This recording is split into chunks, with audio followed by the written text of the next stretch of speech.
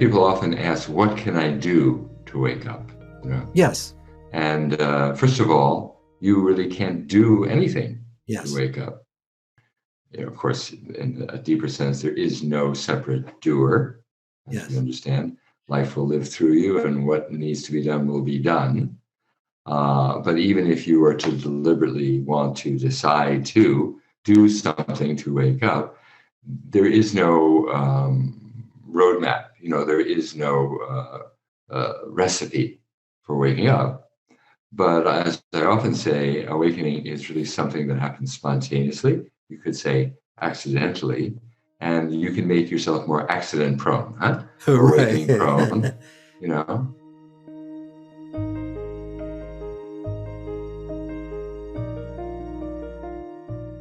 Welcome to Letting Go and the Greatest Secret, where we explore the end of your suffering and the beginning of lasting happiness. I'm Hale Dwoskin, and today I'll be joined by Stephan Bodian. Stephan Bodian is a licensed psychotherapist and a teacher in the non-dual wisdom tradition of Zen, Dzogchen, and Advaita Vedanta. Since 2007, he has directed and taught the annual School for Awakening, an intensive 6-month immersion in non-dual teachings and practices. His books include Wake Up Now and Beyond Mindfulness.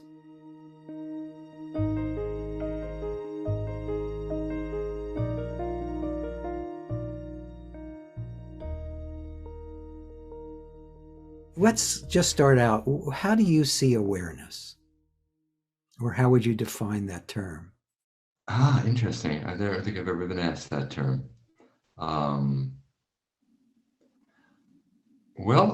First of all, what does it mean to be aware, right? Right. To be aware is to be conscious, to be cognizant, to know, huh? Yes. And you could say that awareness is that which knows, that Yes. which knows our experience, that which knows reality. And of course, from the non-dual tradition, the awareness, the knower, is not separate from that which it's aware of. That's why it's called non-dual. Yes. But awareness is the knowing faculty, also called consciousness, to be conscious of, right? Yes. Although awareness doesn't need an object to be aware. Awareness is aware by its very nature. Definitely, yes. And in your teachings, how does that fit with what you teach? Well, what I teach is to wake up to recognize ourselves as awareness. Yes. Not as the separate someone that we take ourselves to be, which is in fact contents of awareness.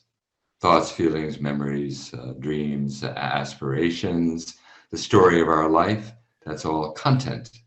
Awareness is the one who is, that which is aware of the content, the context, you could say. Yes, the yes. space in which. Yeah. And how do you explore that with people? I'd love to get into a conversation as we have time together. I'd like to get into a conversation and bring in things that people will be able to use immediately to recognize that truth within them. You and I both teach tools and perspectives that point people towards this non-dual awareness. And I'd love to hear how some of the things you find most helpful to people. Well, I do a number of things, you could say practices with people, encourage, invite practices with people. And I would say they fall into several categories. One is guided meditations, leading people in being aware in a certain way so that awareness comes to recognize itself. And for most people, this is paradoxical, right? Yes. What do you mean definitely. Awareness? What does it mean for awareness to recognize itself? If awareness recognizes itself, then that means it becomes an object of awareness. It becomes content. How is that possible? Right. Because as we teach, awareness itself is not an object. Awareness is the ultimate subject of all objects. Yes. But it is possible for awareness to become aware of itself in a way that is not objective, not objectified. I sometimes say it's grokking. You know, the Western equivalent is gnosis, Gnosis, yes, which is, of course, a cognate related to the word jnana, Jnana, or prajna in the Indian traditions, which is a kind of direct, non-dual knowing. Okay, so how do we invite this jnana, this awakening, this grokking, this knowing through guided meditations, through pointers, which are essentially teachings, words that point directly to the nature of awareness, to our identity as awareness, and then inquiry practices. yes. Who am I? And versions of that question. There are many versions of that question. Many, yes, absolutely. Yeah. So, is there something that we could explore right now that people could start to get a sense of this? I know you teach long courses on this, and I don't want you to teach. We can't teach a whole course in 40 minutes. Right. It'd be nice if we could. Nice if we could. Yeah. Yeah. But, but sometimes for the right person at the right moment, 10 seconds, 2 minutes, 10 minutes is enough, right? Yeah, I've seen so we that, offer yes. what we can, and you never know when the student is ready, the awakening occurs, right? That's true. That's definitely true. So what I would say, one of the standard invitations to recognize, and again, recognition is a term that I really like because waking up is about recognizing what's always already the case. That awareness is the background of all experience and is ultimately who we are. So we might begin with, just close your eyes and just be aware of the sound of my voice. Huh?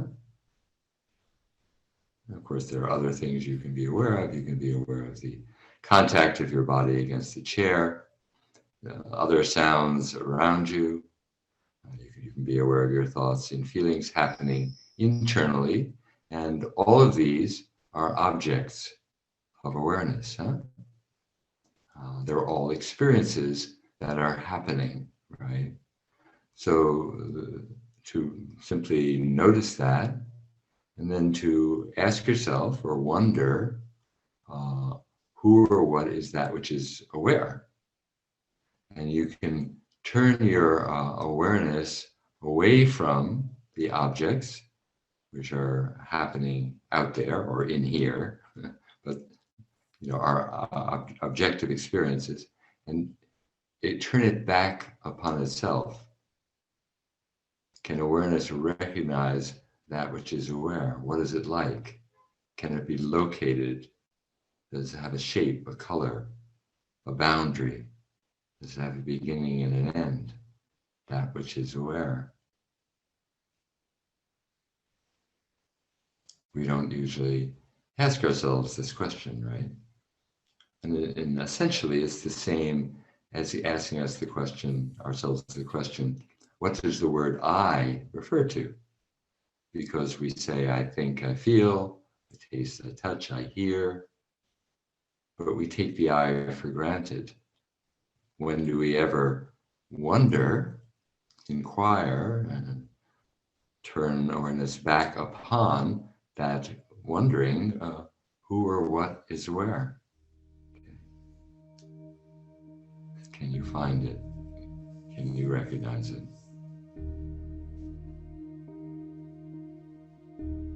Can't be an object of your awareness by its very nature, right? It is the ultimate subject, but it can be known in a different way.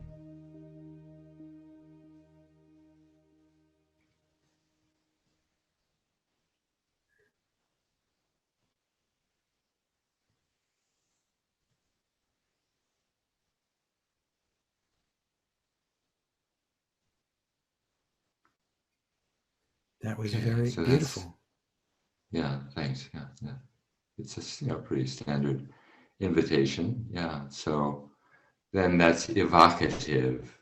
Again, the word invitation or evocation. We're wanting to bring forth a recognition of what's already the case. Yeah. Yes, well, Stephen, I really enjoyed that because it was quick, but very direct. Mm-hmm. The direct approach. Yes. It's what I teach. Yeah. Tell me a little bit about your own process. How did you end up being a teacher? How did you get interested in this, and what was your experience of exploring this yourself? Well, as I often say, suffering is the great motivator. Right. And as we know, it gives us that kick in the butt that we seem to need to pursue these deeper questions. And, I had a lot of suffering as a child, we could say trauma, right? And now the word has become very popular, and rightly so.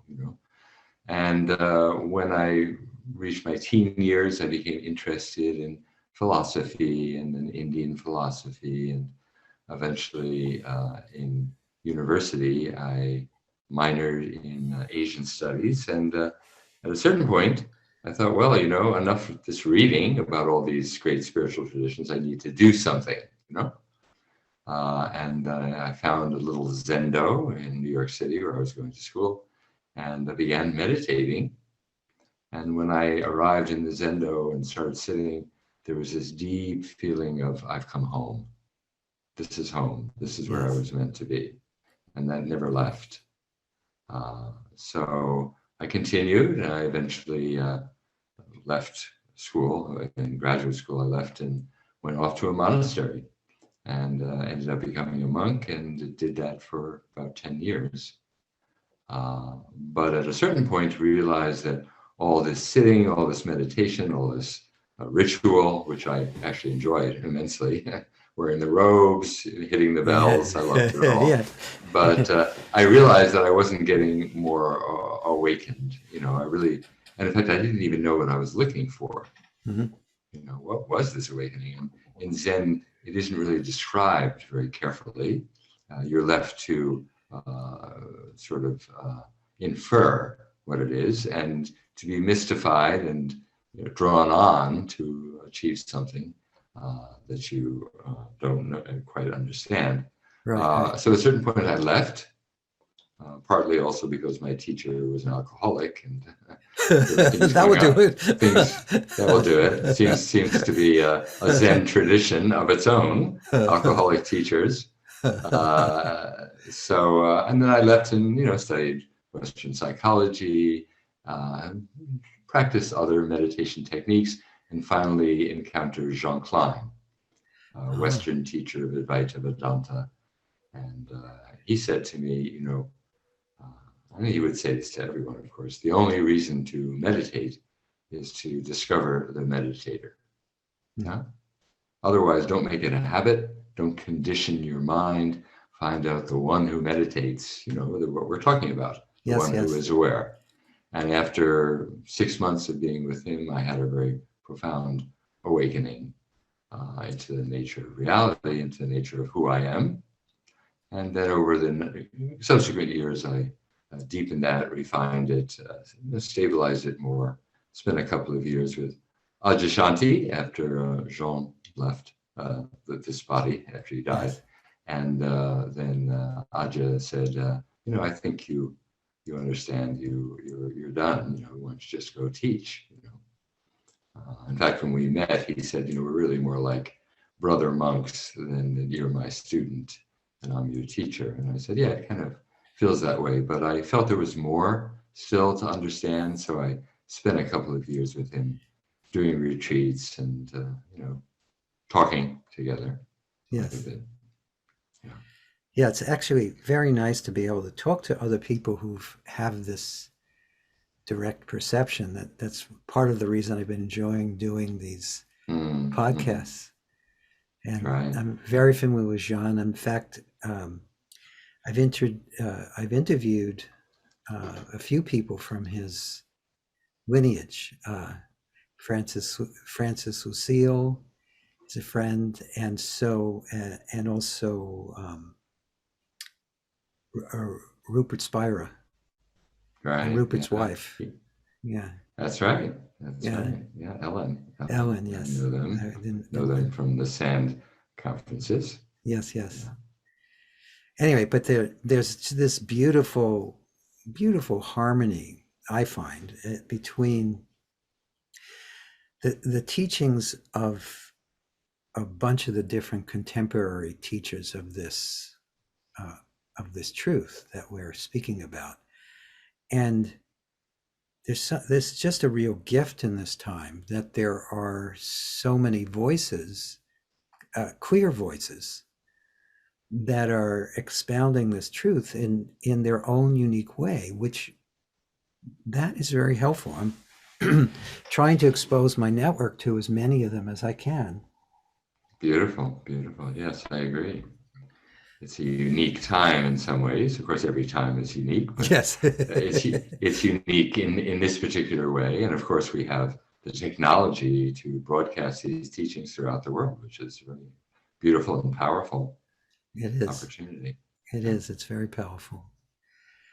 So, Stephan, is there other things that you think you'd like to share, knowing that this is a group that's actually very interested in this topic? What else do you think you could share that people would find helpful? Well, gee, of course, I spend the whole school 6 months. No, but just pick a highlight or two. I'm hoping. Well, also your questions would be helpful. One thing I like to clarify for people, Sure.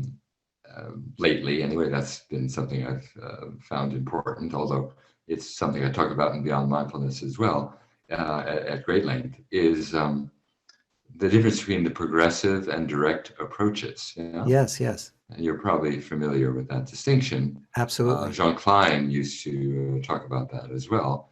And, people tend to mix and match them in a way that I think gets confusing. Very. And progressive approach, the difference is primarily in the view of what truth is, of who we are, even more than it is in the techniques, because you can do the same meditation with a different orientation. So the progressive approach is, for example, exemplified by mindfulness, at least as it's usually taught, is the understanding that if you do these practices over an extended period of time and cultivate these qualities, you become a better human being with more compassion, more awareness, ability to concentrate, happier, healthier, less anxious, etc. Yes, yes. Right? And the emphasis is on developing qualities, improving according to some standard, progressive, yes. progressing along a path. Yeah. Yes. And as I always say, I bow to the progressive tradition. It's beautiful in its way. And of course, Buddhism, which was really the tradition I came from. Jean was not a Buddhist, but I'm deeply steeped in Buddhism because of all my years of study. And I co-wrote Buddhism for Dummies, so I'm pretty aware of the Buddhist tradition. And Buddhism has both progressive and direct approaches. Yes, it does. It has both. And even like Zen that I studied has a progressive aspect and has a direct aspect. Yes. So the direct approach is, and here's the difference primarily in the understanding, is that we already are the clarity, the awareness, the compassion, the love, the peace that we seek, right? That's who we are. And the path is not about cultivating that, it's about discovering it. So turning the light inward to illuminate the self is what Dogen said. So turning the light inwardly to illuminate what's already here. So it's a different orientation. Just like this meditation we just did, the light is turned inward, awareness is turned back upon itself.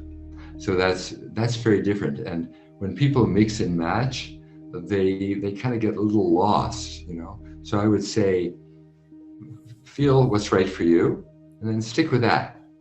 Of course, I recommend the direct approach, but it may be that you need to exhaust the progressive approach. Yes, yes.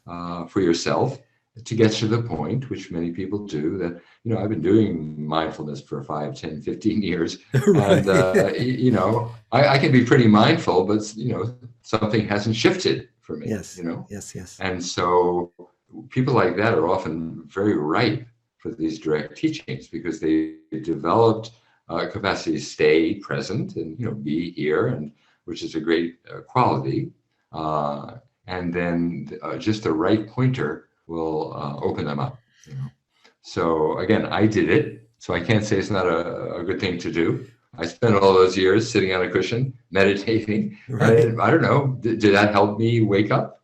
Who knows? Maybe. Yeah. So I can't say don't do that. And Right. in fact, I think mindfulness for some people is really helpful and really powerful.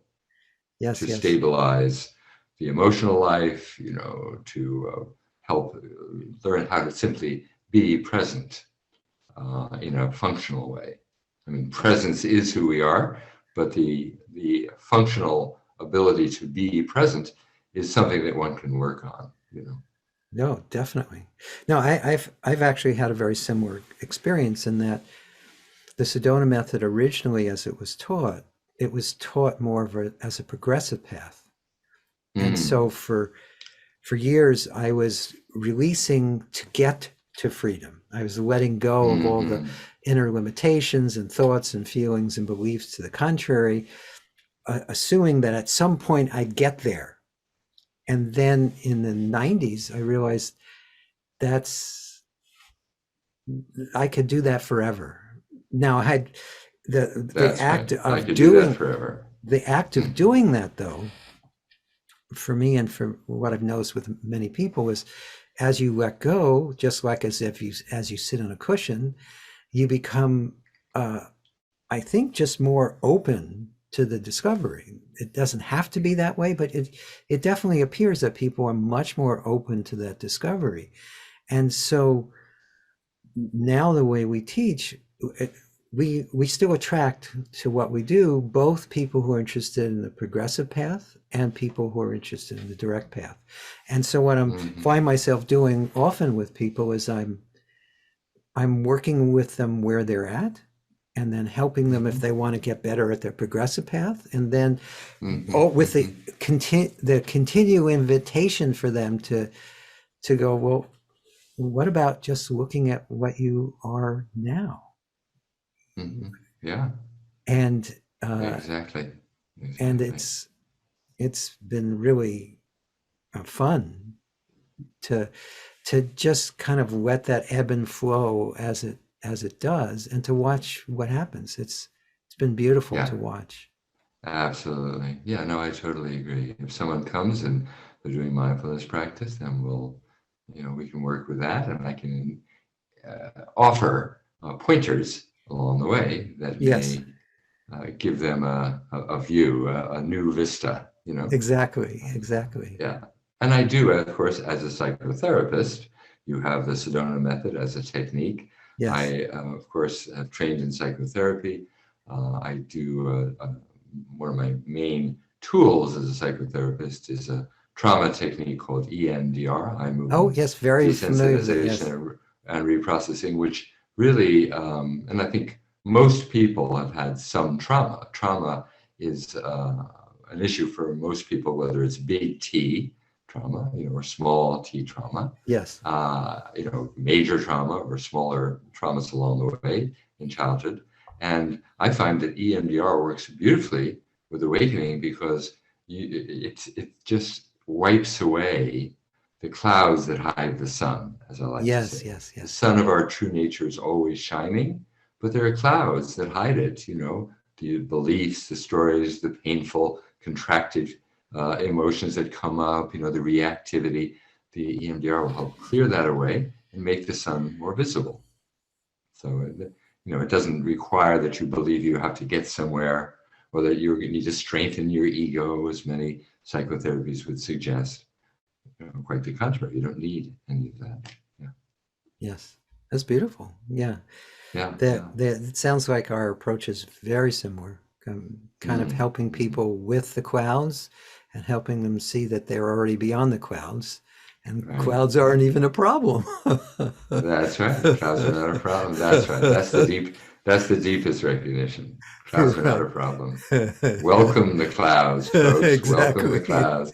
Yeah. That's right. But you need to be able to see them, through them at least, to catch a glimpse of the sun. Oh, and absolutely. To recognize the sun, and then from the position of sun, it's much easier to welcome the clouds. Actually. Oh, well, it's natural. Knowing yourself, it's like does the sky have to think about welcoming clouds, or the sun? That's right. No, not at all. It's Exactly. spontaneous. Exactly. Yeah, that's beautiful. Yeah. So, we agree on so many things. I'm trying to think if there's something else that I can ask you that would help enrich what people will take away from this. Right. I mean, you can't do EMDR over. No, with a group. Can't do EMDR with a group. No, it's definitely a one-on-one technique. Yeah. Is there anything else that you might want to share with those who are listening or watching this? Well, I people often ask, what can I do to wake up? And first of all, you really can't do anything to wake up. Of course, in a deeper sense, there is no separate doer. As you understand, life will live through you, and what needs to be done will be done.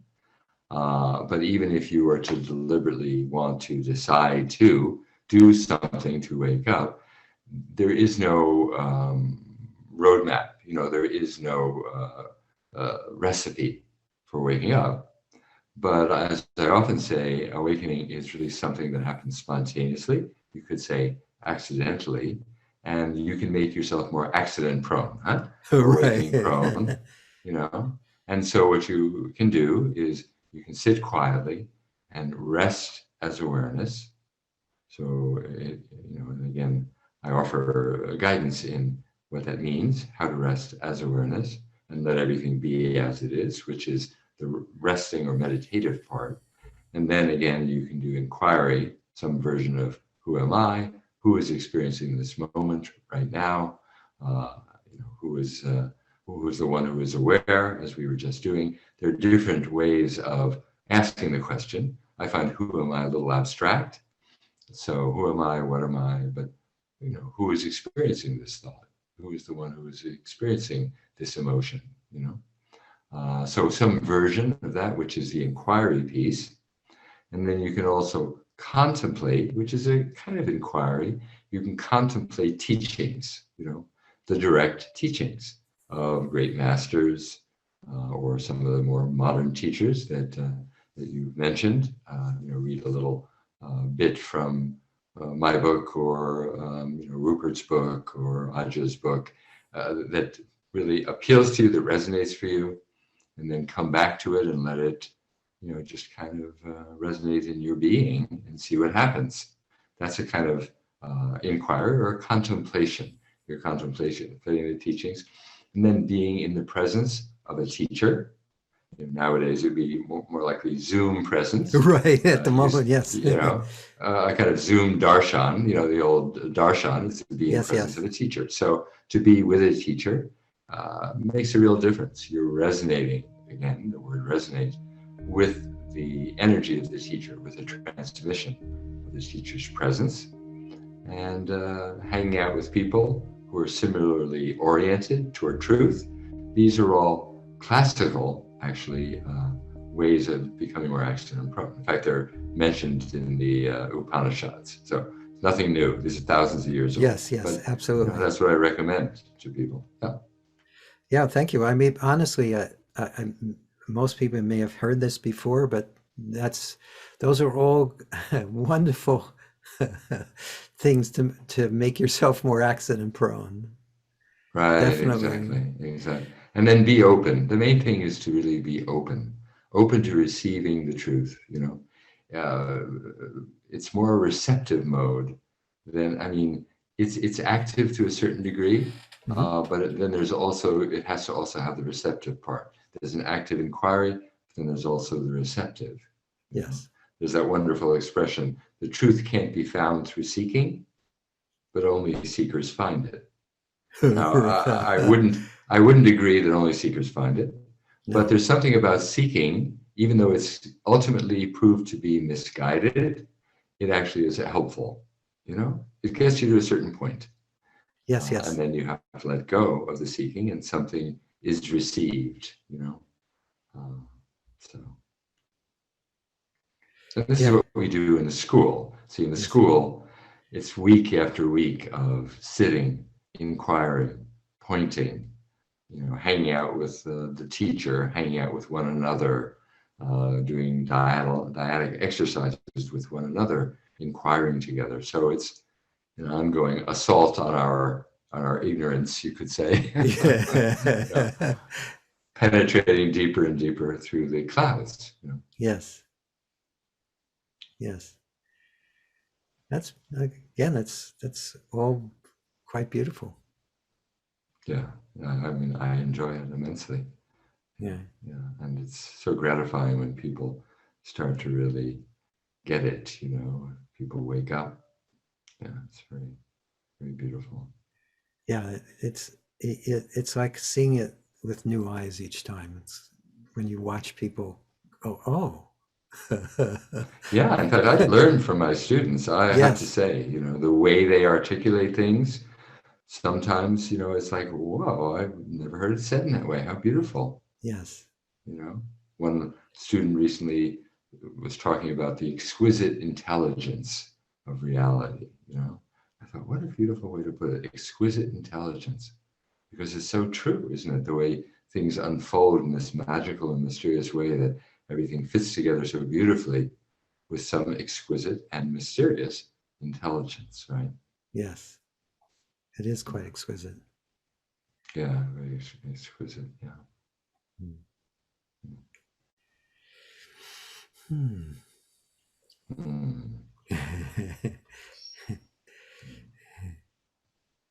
Let's see. Lovely to sit with you, Hale. Yeah, I mean, unfortunately, since for most people they're just going to be listening, we could do this all day. Right. But we could do this all day, right. Well, hopefully, being together in this way is also an invitation for others to be with us as well in this way. Yes, in absolutely. The silent presence that is always there. Yes, definitely. Lester, my first teacher, and the primary teacher, used to say the highest teachings are the silent teachings. Right, yes. And I totally agree. And sometimes on retreats, I say to people, at some point, we'll just do them completely in silence. We're not quite there yet, but we will, because that's right. The silence. My most powerful times with Jean Klein were sitting in the meditation hall before the group would come in. He would get there early, and I would sit with him, and just in the silence. Yes. Yeah, Jean was just such a gentle, exquisite expression of truth. Yeah, really. Yeah. Did you ever meet him? No. I just know him through his videos, and also through Francis and the other teachers I mentioned earlier.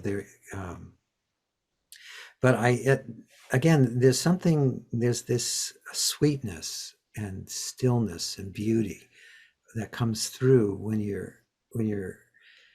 you're exposed to someone who's tasting the same thing. Right. And it's interesting too, even before I had my own, started to recognize truth within myself, you could always feel the difference between someone who was still seeking and someone who was living it. It's like a night and day, and it's very it's de-entrancing to be although very attractive to the part of us that is all knowingness. Again resonate. I keep using Yes. that word, right? Something in us is catalyzed by Yes. that quality of presence. Yeah. Yes, there's a deep resonance. It's true. Yeah. And then the exterior differences fall away, and there's only this resonating with itself. Huh? Yes, exactly. Then the listening and the talking disappear, and there's just what is.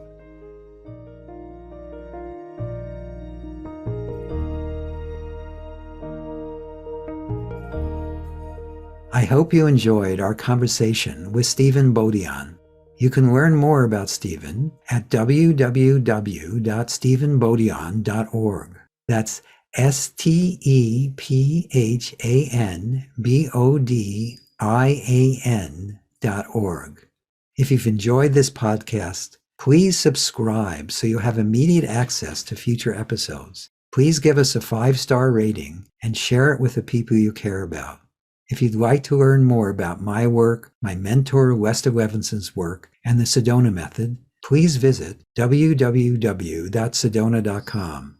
As you explore our site, you'll learn the key to lasting happiness, success, peace, and emotional well-being.